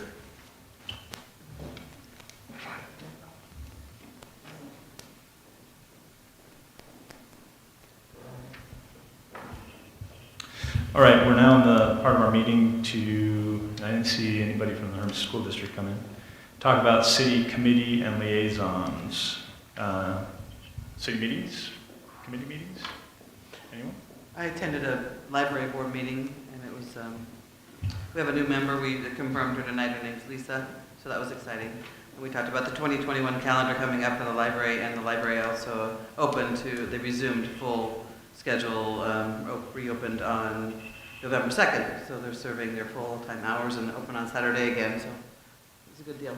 Okay. Any other committee? Had a faith-based, our last meeting actually was in January, kind of. Wow. And Wow. so, but I know, of course, we have the chaplain, Terry Cummings is now a member. So, but we're still looking for more members. And he talked about adopting an officer, adopting, of course, we're, the faith base has adopted schools that we work with the administration and the staff to encourage them on. Also talked about riding along as far as it's going to be starting, encourage people to ride along with an officer. We had a report from True Care, which now is located on Southwest 11, and they're remodeling that building and expanding. Talked a little bit also about Christmas Express. It's coming up, and how to get the faith-based involved with that. And plus, faith-based involved with encouraging their congregations to be a part of the committees that we need. So anyhow, and the elected officers at that point too. Okay, perfect. Thank you. Councilor Premier, thoughts? Yeah, I have a statewide transit infrastructure meeting tomorrow too. So we're voting on Hermiston. One of the things we're voting on is Hermiston's thing, our monetary reception from the statewide funds. Close to it, right, Mark? We're requesting to change the use of what we originally applied for. Right. So, because of COVID and some changes that we had. Okay, perfect. That.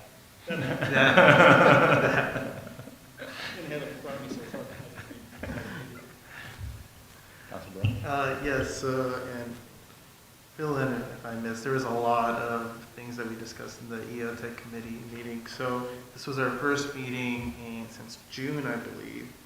A lot that we went over. I think the biggest highlight was the rodeo CRC coming into town and wanting to still stay here because of the effects that COVID had. Unfortunately, EOTech had to be closed from March to May 12th.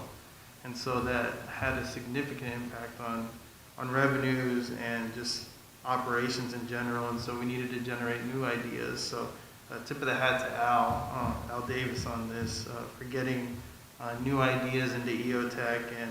And to a certain extent, that really helped out EOTech because we had to force to think outside of the box to get events that normally we usually wouldn't get.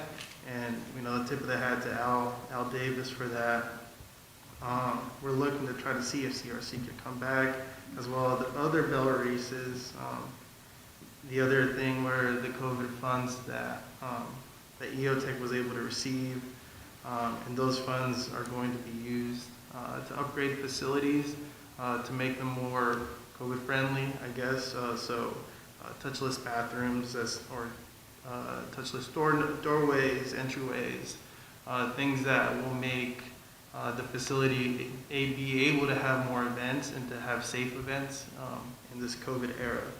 So tip of the hat to the things that EOTech's been able to do. It's been very hard in these times for everybody. And as you all know, we still have to run that facility. We still have to find a way to keep the lights on and generate revenue. And so we're still having meetings. We're still developing the master plan.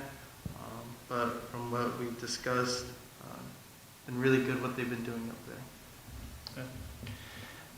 Pretty accurate summary. One of the other comments I'd make about it, there was over 100 events canceled up there this year due to COVID. They were still able to host 27 events, most of those outdoors, and got creative, and it helped to expose Hermiston to some people that probably wouldn't have came here otherwise.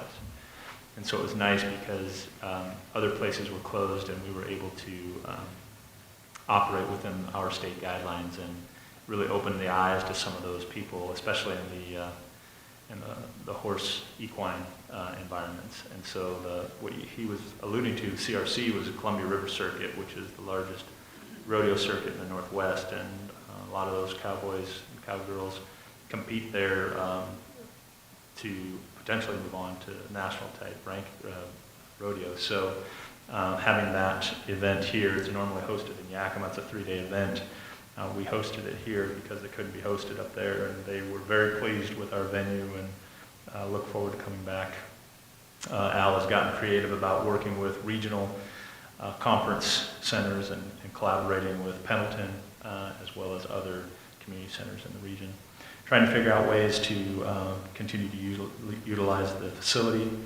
We are now hosting the Champions program up there, and so what the Champions program is an opportunity for kids to essentially have childcare, but also help with schooling at the same time. So big venue, big open space, we're able to host 20 plus kids in there, and so still utilizing that space and generating a minimal amount of revenue through that.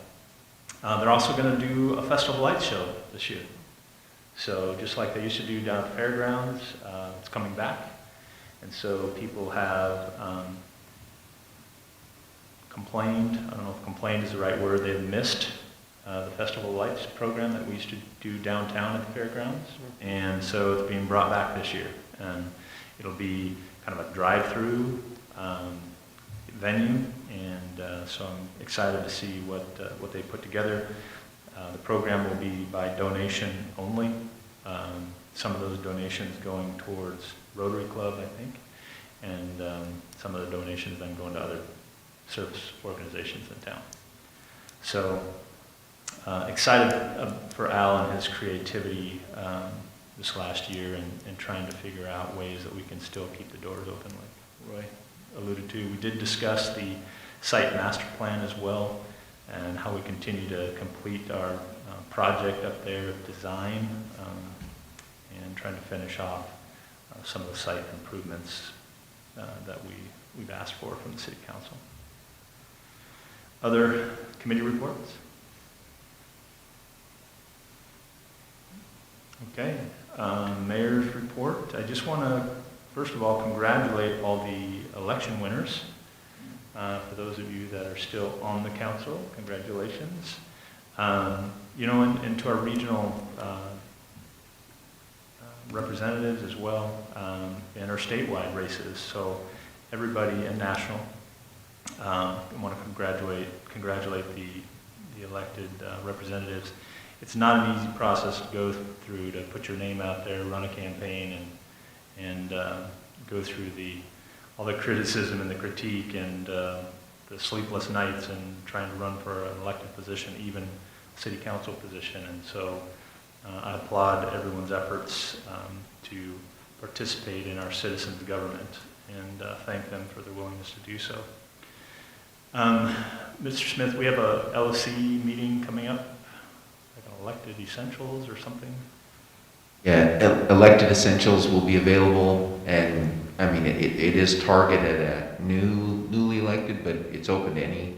Okay. And so we'll send that information out. All of them will be virtual this year. So, but there are some they're trying to target it regionally, so at least there's more chance that the people on the call or whatever are going to be from our region. So we'll send that information out to everybody. And I believe the LOC also has a Northeast Oregon conference, the 13th. Okay. Actually, tomorrow. Okay. Yeah, it's tomorrow afternoon at 5. The president of LOC is going to be hosting he's been hosting regional calls throughout the state, and it's our region's turn. So, Yep. Tomorrow, 5 o'clock. if you'd like the call-in number, just let me know. I can send it. I can get it to you. Information. Sure, Lily or Byron can get it to you. I had a conversation. The governor today spoke with all the counties that had been put into pause, the 2-week pause. We unfortunately were one of the 9 that are in the 2-week pause. And so just asking again the community to be diligent about face mask wearing, washing hands, social distancing. And the big issue that she kind of reiterated on, we're finding a lot of community spread because of gatherings and familial gatherings, but also friendship gatherings. And so she's suggesting that you keep your personal gatherings to a minimum, try and keep it to 6 people or less, and the same 6 people all the time, that you're not intermingling with a whole bunch of other people. That's where most of the exposure is coming. She also reduced the indoor gatherings in restaurants and bowling alleys and swimming pools and all those sort of indoor activities to less than 50 people, and also discontinued nursing home visitation. So it's a 2-week pause, trying to reduce the large spike that we're seeing statewide. I think Umatilla County recently has done a very good job at reducing our numbers. We saw a little bit of spike here a week ago or so, but that's flattened out again. And so Umatilla County continues to work on its numbers as well. But because we have a high number per 100,000, 264 or something like that, right now it's got to be below 200 so that we get off of her watch list. So continue to be diligent as a community. So we had that conversation this afternoon. And then the other thing I would advocate about is the Christmas Express program. It's been a part of our community for 30 years. 52nd year. So, it's a program that allows the community to give back to some of its most needy. I think we identified 500 families. Correct. And they're given a box of food and some gifts for their family and their kids. Usually involves some sort of turkey, right? And all the fixings for a nice holiday dinner and a couple nice gifts. And it's always been a great community program by which everybody participates. And so this year's a little bit more challenging because kids aren't in school. And they're the ones that often bring all the canned foods in for our gift giving. And so encouraging all communities all community members to participate. And Chief, I believe you have some drop boxes at the sheriff's office or the police department? Yeah, we'll accept anything at the police department. We'll be here at the community center.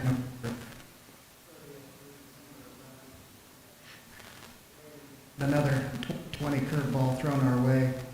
The low bidder items that we have to purchase. Anywhere between $8 and $1,000, the low bidder, they were not able to fulfill the. So we went with the next bid, roughly 6,000 or so. Wasn't for.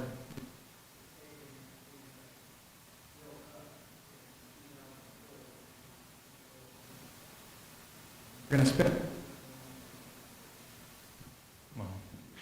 Well, I would just, ask the community to give what they can. Dig into your pantries, go to the store, bring items that you feel like another community member could benefit from. Help the families, the 500 families that are identified, to have a nice, happy meal and a nice holiday celebration. Bring your gift items. Are you accepting toys as well? We had a lot of toys left over from last year. We were actually giving out 2 presents last year. We'll see where we line up with that, but we'll accept toys as well down here November 30th through December 11th. And the toys should be unwrapped, and we'll see what age. Okay. And so you're looking for age brackets of what?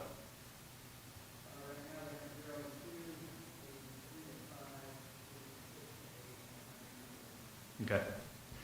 So, if you can bring gifts, if you can bring food, this community's never failed to amaze me, and I'm sure they won't this year as well. But please dig into your hearts and your wallets and your pantries and give what you can to the Christmas Express program.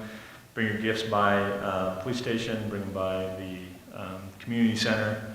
And you said those dates are?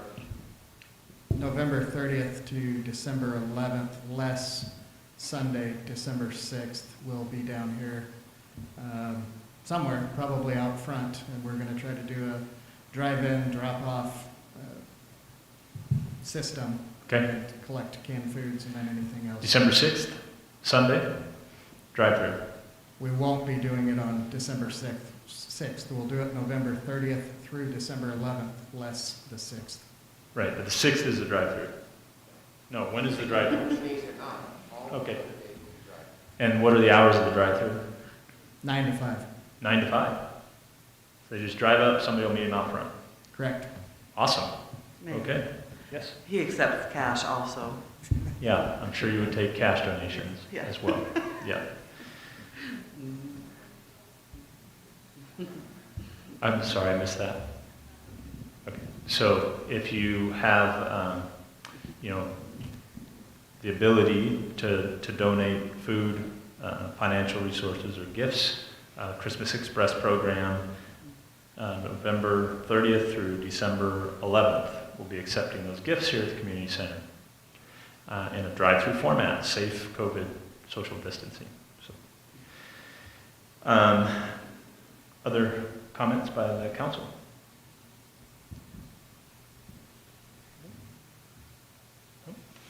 Yes, Mr. Brown? I'll be brief. I just want to thank both of the applicants that came out today before us. Both of you guys are extremely impressive. And it's a really hard decision to make, but I hope both of you do run for this special election, and I think it's great that both of you will now have council experience as well. So hopefully going into this next election, we'll have two very great candidates running, if not more, with council experience. So I look forward to working with either, if not both of you guys, and thank you guys again for running. Other comments? Ms. Smith? So I just have a few things. First, I wanted to let you know I will not be in attendance at the next council meeting. Mark Morgan will be staffing that from the city manager's office. Be out for some personal leave. Due to the next item, due to the pause that the governor put on, unfortunately, the chamber has canceled the parade portion of their Veterans Day celebration. They still are hoping and asking for the veterans to come to Sandstone Middle School. They have a gift for them, but there won't be a parade portion of that. So just wanted to let the community know about that. We already talked about elected essentials. I also wanted to let the council know the state just adopted some temporary rules. OSHA portion of the state adopted some temporary rules for the workplace. So the city, we will be making some changes to how we do business with city operations. Not anything drastic, but up to this point we haven't always required masks when we were able to physically distance and things like that, but we're going to have to make some adjustments to be in compliance with the OSHA requirements. So that will be, it starts next Monday. It's effective next Monday. And then I just wanted to mention, I thought it was really good news to see the positive results of some of the vaccine research and testing that's been done. I hope that continues to move in a good direction that will allow things to open up and be somewhat normal again early next year, hopefully. So then last, if you want to come by, we received the actual physical award from the League of Cities that we were awarded, and we'll find a place to hang that up in temporary City Hall or maybe here until City Hall is constructed. So that is all. I guess I had just a couple last comments. You know, it's unfortunate about the Veterans Day Parade. It doesn't minimize, though, the debt of gratitude that we owe to our veterans, and want to make sure that they're aware that we still thank them, we appreciate them for their service and what they've done to secure our freedoms in the United States. So unfortunately, we won't be able to celebrate them in the parade, but they need to know that we still care and we thank them for their service. And then also to add on to what City Manager Smith just said, you know, if we get a COVID vaccine, that would be awesome, but the flu vaccine is out right now, so make sure if you haven't got it yet that you're getting that, because you don't want to have COVID and the flu at the same time. That would be bad. So it's available, it works, go get one. Be safe. Anything else? We are adjourned.